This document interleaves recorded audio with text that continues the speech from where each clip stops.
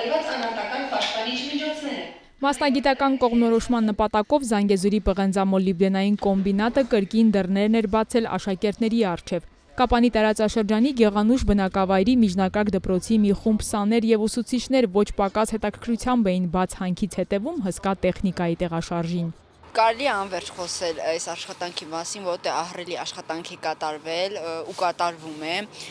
Իսկապես չես պատկերացնում տան նստած, բայց երբ մոտիկան մեզ տեսնում ես, այս ամեն ինչը շատ մեծ աշխատանք են կատարել ու շատ հետաքրքիր էր, հագեցած օր ենք ունեցել։ Թափանցիկ ու հաշվետու է աշխատում Զանգեզուրի պղնձամոլիբդենային կոմբինատը եւ սա նկատում են նաեւ դպրոցականները։ Համացանցով տեսել ենք, այդպես մեր շատ դուր է եկել ու դրա համար ցանկացանք, որ գանք այստեղ մեր անձեն աչքով այսպես տեսնենք, ուզում եմ շնորհակալություն հայտնել մեզ այսպիսի նման հնարավորություն ընձեռնելու համար։ Ընդհանրապես կարևոր է այսպիսի այցելությունները, որպեսզի գան երեխաները տեսնեն այս ամեն ինչը ու հետագայում իրենց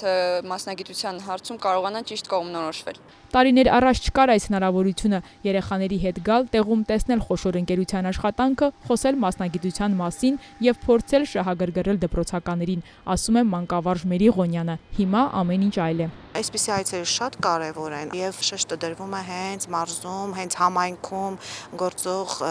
հանքարդյունաբերական ընկերություններին։ Մենք այցելել էինք Կապանի լեռնահարստացման կոմբինատ եւ հաջորդը նաեւ նպատակն էր այցելել Զանգեզուրի պղնձամոլիբդենային կոմբինատ, որտեղ